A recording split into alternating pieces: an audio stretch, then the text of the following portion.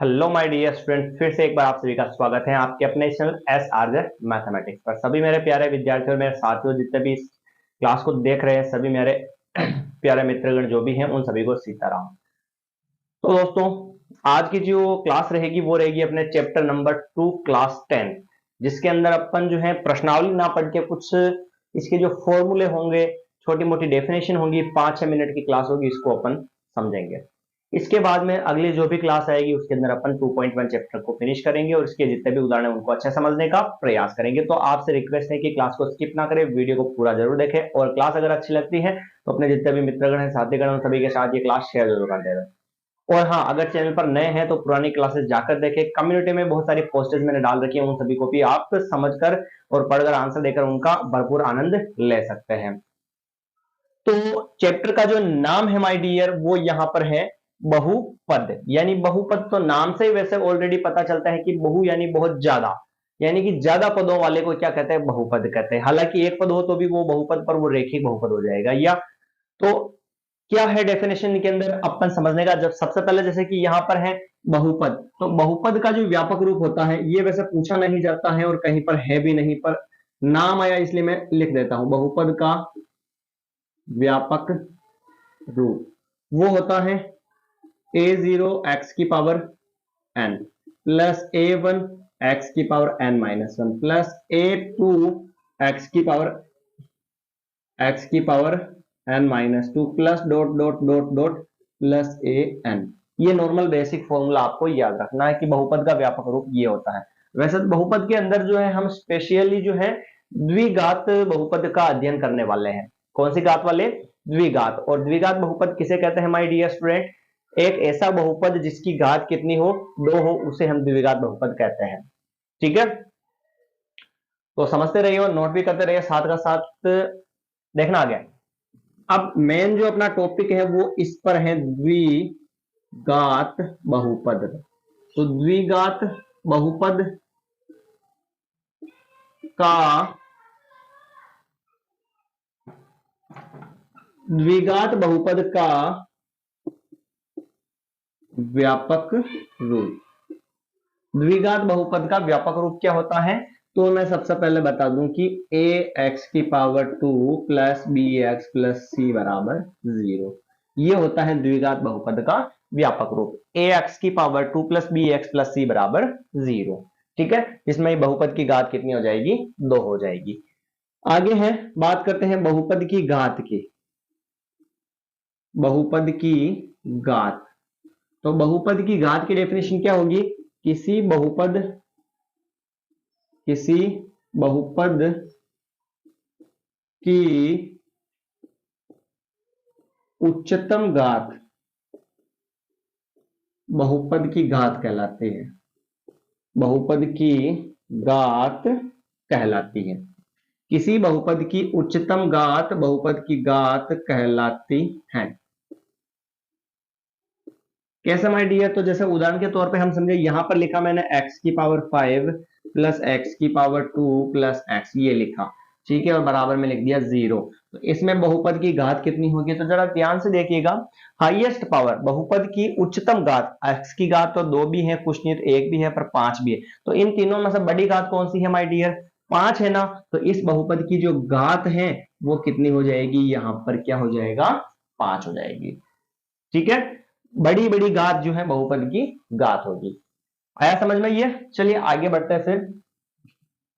अभी और भी है इसके अंदर।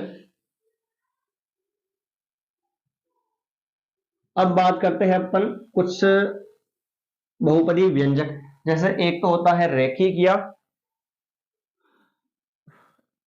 एक तो एचर बहुपद, ये लिख दूं मैं, एचर बहुपद, या फिर इसको बोलेंगे शून्य बहु एचर बहुपद या शून्य बहुपद। ये क्या होता है? तो जीरो को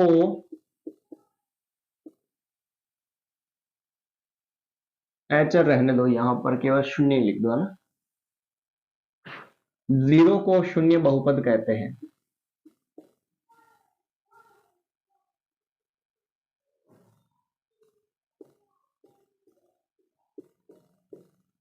ठीक है, इसके बाद में आता है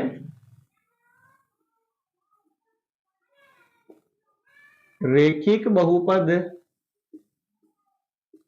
या एक घाती बहुपद। रेखिक बहुपद या एक घाती, अरे छोरा,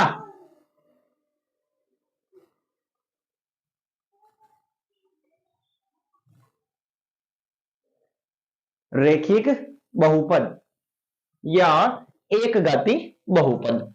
ठीक है, दिख रहा क्लियर भाई? ये लीजिए, अब आएगा ना। रेखिक बहुपद या एक घाती बहुपद, यानी कि इसकी डेफिनेशन क्या होगी, तो लिखेंगे जिसकी घात एक हो, जिसकी घात कितनी हो, एक हो, उसे रेखिक बहुपद या एक घाती बहुपद कहते हैं। उदाहरण के तौर पे हम लिख सकते हैं x + 2 = 0। ठीक है, फिर आता है द्विघाती बहुपद। द्विघाती बहुपद जिसकी घात 2 हो। उदाहरण के तौर पे x⁴ 2 + 2x = 0, तो इसकी घात कितनी हो गई, 2 हो गई ना भाई।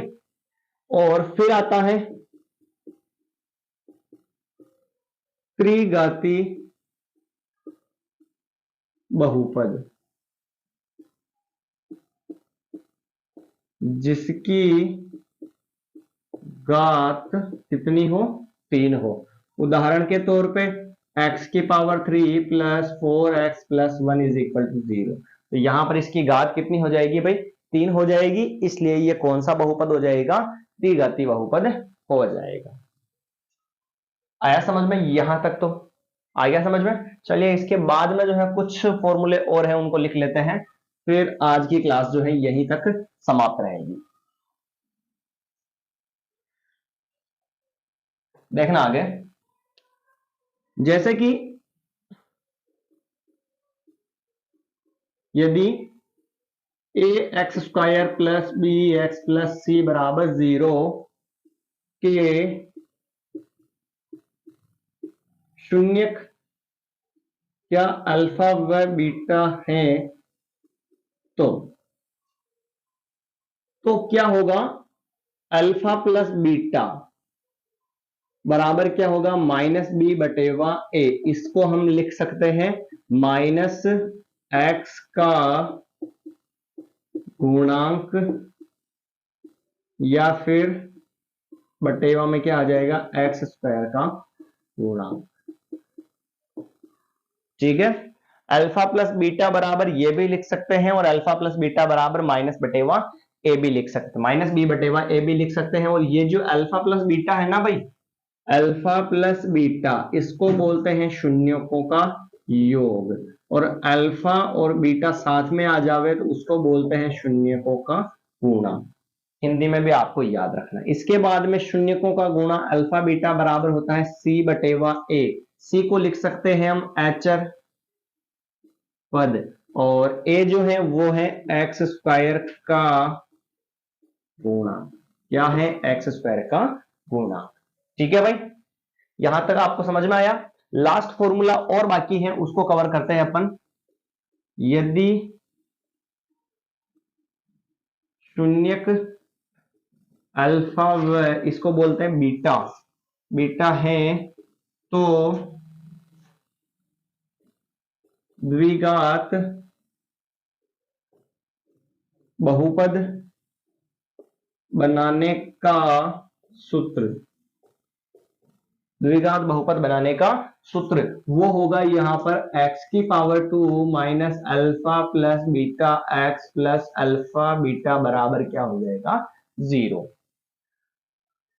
तो ये थे अपने चैप्टर से जुड़े हुए कुछ फॉर्मूले जो अपने पॉलिनोमल्स यानी बहुपद वाले चैप्टर के अंदर काम आने वाले हैं, और कुछ डेफिनेशन है जो काम आएगी आपके। यहां पर लिखवा दिया ना, ये तो अपन ने शून्य बहुपद है ना। चलिए ये थे अपने दो दूसरे चैप्टर से जुड़े हुए कुछ फॉर्मूले।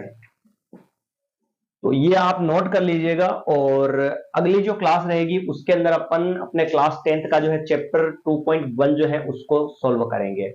हाँ, और इसके सबसे पहले 2.1 को स्टार्ट करने से पहले भी इसके जो उदाहरण होंगे वन बाय वन करके उनको सॉल्व करेंगे, फिर इसके बाद में अपन चैप्टर की तरफ बढ़ेंगे। और दोस्तों, जितने भी आपके कॉन्टेक्ट हैं, आपके क्लासमेट्स हैं, क्लास 9th के हो, 8th के हो, 10th के हो, इन सभी को जो है ये क्लास शेयर कर देवे, क्योंकि क्लास 10th का मिल रहा है तो 9th का भी मिलेगा और 8th का भी आपको यहाँ पर पढ़ने को मिलने वाला है। तो मिलते हैं अगली नई क्लास के अंदर। सभी मेरे प्यारे विद्यार्थियों को सीताराम, जय हिंद।